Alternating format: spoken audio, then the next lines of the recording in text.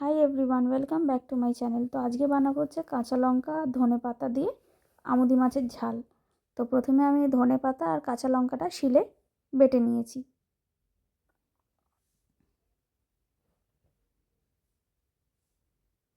এরপর আমি আমুদি মাছে নুন আর হলুদ মাখিয়ে নেব।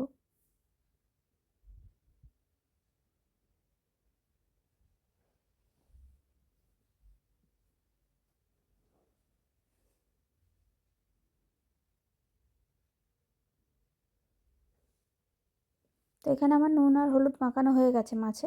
এরপর আমি তেল গরম করে মাছগুলোকে ভালো করে ভেজে নেব।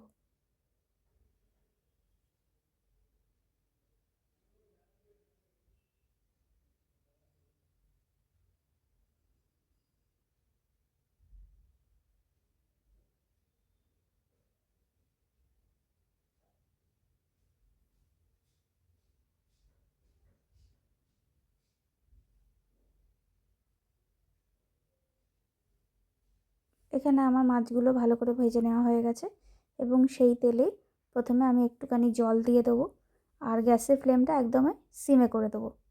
দিয়ে দিলাম পরিমাণ মতো নুন আর দেবো হচ্ছে হলুদ গুঁড়ো, দিয়ে ভালো করে মিশিয়ে নিতে হবে।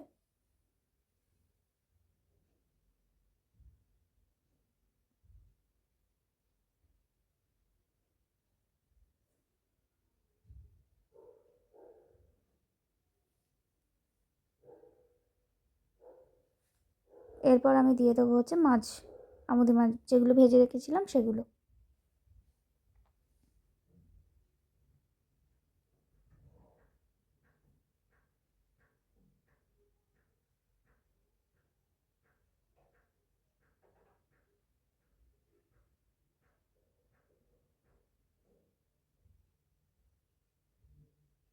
দিয়ে মাছগুলোর সাথে খুব ভালো করে নাড়াচাড়া হয়ে গেলে আমরা দিয়ে দেবো হচ্ছে ধনে পাতা আর কাঁচা লঙ্কা, যেটা আমি শিলে বেটে রেখেছিলাম সেটা দিয়ে খুব ভালো করে একসাথে মিক্স করে নেবো। আর খুব সামান্য পরিমাণ জল দেবো, কারণ এটা একদমই গায়ে গায়ে ঝাল হবে, মানে একদমই কোনো ঝোল হবে না, মানে খুব ড্রাই হবে আর কি।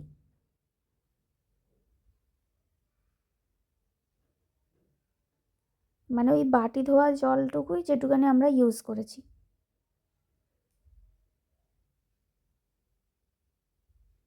যাতে মাছগুলো একটু চুবে থাকে আর কি।